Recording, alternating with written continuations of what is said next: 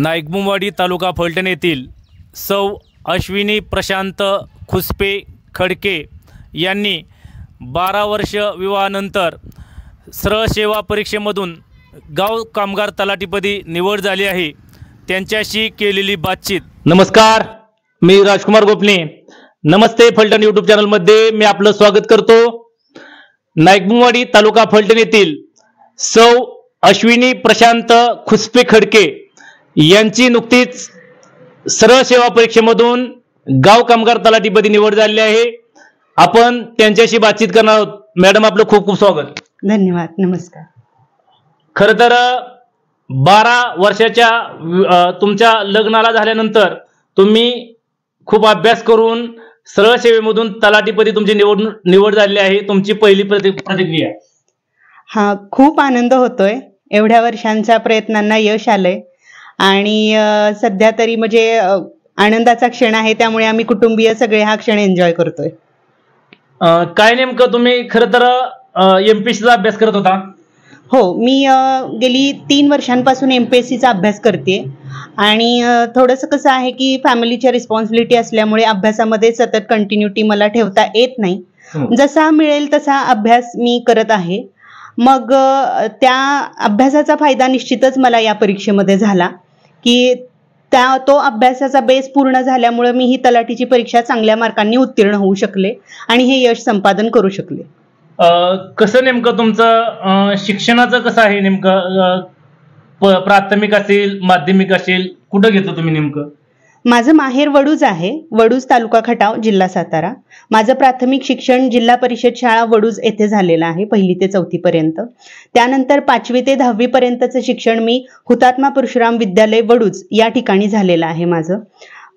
प्राथमिक आणि माध्यमिक दोन्ही शालांत परीक्षात मी एक हुशार विद्यार्थिनी होते असं म्हटलं तरी चालेल। अभ्यासाची मला पहिल्यापासून आवड होती। किती टक्केवारी तुम्हाला येतात? 10वीला किती टक्केवारी मिळाली? 10वीला मला 75% मार्क आहेत आणि त्यानंतर 11वी 12वी मी छत्रपती शिवाजी हायस्कूल वडूज या ठिकाणीच केलं। सायन्स बॅकग्राऊंडनी मी होते, त्यावेळी पण मला 75% मार्क 12वीला मिळाले, दोन्ही ग्रुपनी, म्हणजे मॅथ्स आणि बायोलॉजी दोन्ही पण होते माझे। आणि त्यानंतर माझं ग्रॅज्युएशन झालं। ते नंतर मी थोडंसं ट्रॅक चेंज केला। मी BBA ला ॲडमिशन घेतली। सातारा कर्मवीर भाऊराव पाटील विद्यालय या ठिकाणून मी माझं BBA कंप्लीट झालं आणि ग्रॅज्युएशन झाल्यानंतर मग माझं लग्न झालं। काय नेमकं ध्येय काय ठेवलं होतं नेमकं तुम्ही हे करत असताना?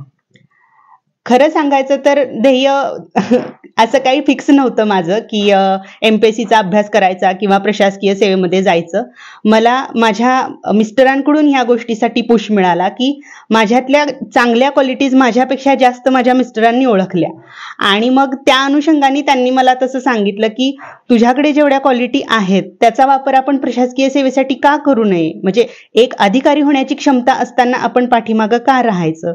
मग थोडंसं घरातल्यांचा पण सपोर्ट मिळाला आणि मलाही सुरुवातीपासून अभ्यासाची आवड होती।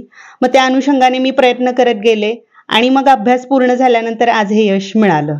काय करतात तुमचे मिस्टर नेमके? माझे मिस्टर शेती करतात। खरं तर कशा प्रकारे तुमचा अभ्यासाचं शेड्यूल काय होतं नेमकं?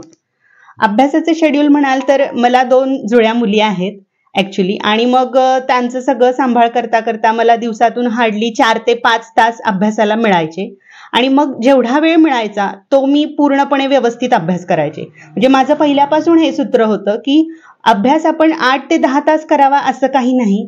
तुम्ही जो काही अभ्यास करता तो पूर्णपणे चांगल्या क्षमतेनं केला पाहिजे। क्वांटिटेटिव्ह करण्यापेक्षा क्वालिटेटिव्ह वर्क करा असं माझं जास्त मत आहे त्या बाबतीत। किती जागा नेमक्या आपल्या सातारा जिल्ह्यामधून तुम्ही सिलेक्ट झालात? नेमक्या किती जागा टोटल आणि आपल्या कॅटेगरीसाठी किती होत्या? हो, सातारा जिल्ह्यामध्ये संपूर्ण जागा ज्या होत्या त्या 153 होत्या। त्यामध्ये फक्त महिला राखीव संपूर्ण कॅटेगरीच्या 46 जागा होत्या। फिमेल ओबीसी कॅटेगरीमधून मी बिलॉंग करते, तर ओबीसी फिमेल कॅटेगरीतून केवळ 9 जागा होत्या। तर त्या 9व्या जागेसाठी माझा नंबर लागला। किती तुम्हाला एकूण गुण पडले होते? मला 178.70 असे गुण मिळालेले आहेत।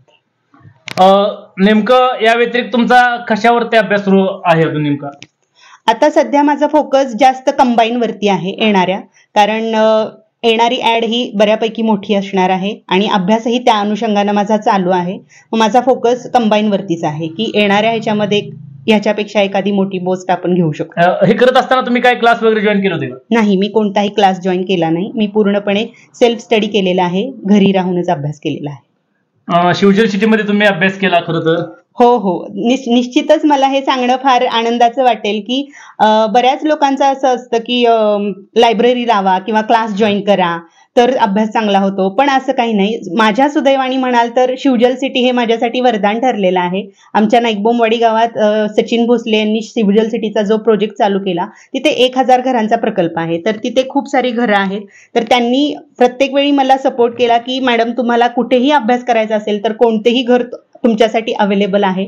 मी कंटिन्यू तिथे जाऊन स्टडी करायचे आणि मग एकदम शांत वातावरणात सगळ्या फॅसिलिटी तिथे मला मिळाल्या. अगदी लायब्ररी सारखं वातावरण मला तिथे मिळालं म्हणून मी हा अभ्यास पूर्ण करू शकले. सो एकदा शिवजल सिटीचे मी फार धन्यवाद करू इच्छिते. खरं तर तुम्ही 12 वर्षानंतर लग्न झाल्यानंतर 12 वर्षांनी हे संपादन केलं आहे. कसं तुम्हाला पाठबळ मिळालं? पूर्णपणे सपोर्ट मला सासरच्या लोकांनी दिला. माझे सासू सासरे, माझ्या घरातली कुटुंबीय, प्रत्येक व्यक्ती ज्यांनी माझ्यासाठी खरंच योगदान दिलं. आणि सगळ्यात मोठं पाठबळ मला माझ्या मिस्टरांनी दिलं की ज्यांच्याशिवाय हे होणं शक्यच नाही कधीच. की मी आज जी काय आहे, माझ्यामध्ये जो काही कॉन्फिडन्स आहे तो फक्त आणि फक्त माझ्या मिस्टर प्रशांत लक्ष्मण खुसपे यांच्यामुळेच आहे. इतर मुलेही अभ्यास करत असतात, मुले अभ्यास करत असतात, अगदी लग्न झाल्यानंतर काही महिला अभ्यास करत असतात, यांच्यासाठी नेमका काय सल्ला द्याल? निश्चित मी एकच सांगेन की तुम्ही जे काही तुमचं टार्गेट ठरवलेलं आहे तर ते तुम्ही त्याच्यामध्ये सातत्य ठेवा, कंटिन्युटी ठेवा. यश नक्की मिळतं. असं नाही की आपण करतच म्हणजे प्रयत्न सोडून दिले तर यश मिळत नाही. आपण खचतो. बऱ्याचदा असे प्रसंग येतात की आपल्याला वाटतं हे सोडून द्यावं, पण तिथे आपल्या आतमध्ये जे इनर स्पिरिट असतं ते जागे ठेवा. आपल्या घरातल्यांचा चेहरा समोर आणा. आपलं जे पाठबळ आहे, आपण जे प्रिय व्यक्ती आहेत त्यांना समोर आणा आणि मग आपल्याला बरोबर आतून मोटिवेशन मिळत जातं आणि त्या गोष्टीपर्यंत आपण पोहोचू शकतो. हे मला माहिती आहे. आपल्या सक्सेस वरती पर्यंत पोहोचण्यासाठी आपल्या कार्यसिद्धीवर विश्वास असणं जास्त गरजेचं आहे. खरं तर लग्नानंतर 12 वर्षांनी खूप परिश्रम घेऊन MPSCचा अभ्यास चालू असताना सौ अश्विनी प्रशांत खुसपे खडके यांनी अथक परिश्रमानंतर या ठिकाणी सरळ सेवेमधून तलाठी या पदावरती गवसणी घातलेली आहे. आमचे नमस्ते बुलेटिनचे संपादक वैभव गावडे यांच्यासह मी राजकुमार गोपने, नमस्ते बुलेटिनसाठी नाईकबोमवाडी.